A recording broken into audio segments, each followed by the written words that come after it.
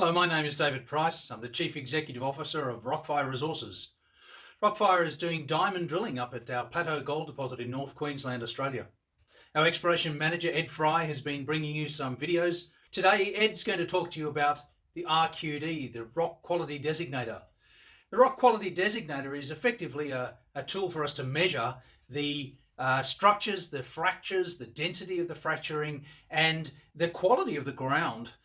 And it's mainly used for underground work at a later time. If we end up developing an underground mine, then clearly you want to be avoiding very, very broken and potentially dangerous ground. It also helps the mining engineers to determine how much explosive they should use at any particular part or any section of the mine. So there's a number of inputs that the RQD can be put into to be able to help us design a mine for later down the track. Obviously, it's very early days at Plateau, but that important information is collected early so that we can plan for the future and we have that data at our fingertips at that time. So an RQD is a Rock Quality Designation. What that allows us to do is to gain an idea of how competent, how stable the rocks are. So for example, if there's lots of fractures which break up the rock into little bits and pieces, that would have a very low RQD.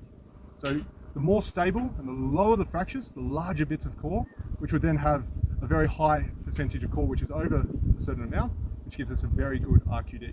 So how we calculate the RQD, we grab the tape measure and we add up all the bits of core that's over 10 centimeters. So for example, down to here, we've got a bit of core down to this fracture here, and that's 24 centimeters long. So we add that up. And this bit here, so for example, there's a little fracture here, two little fractures, and this bit's only 7 centimeters. So that gets excluded.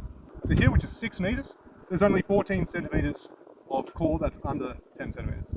So that represents about 98% of the core is greater than 10, which means to us that it's very stable, very competent rock. So after we've calculated the core that's over 10 centimeters, we then go through and count all the natural breaks in the rock. And there happen to be 14 natural breaks in this rock. So again, we've got very competent, very stable rocks, low amount of fracturing, very good RQD.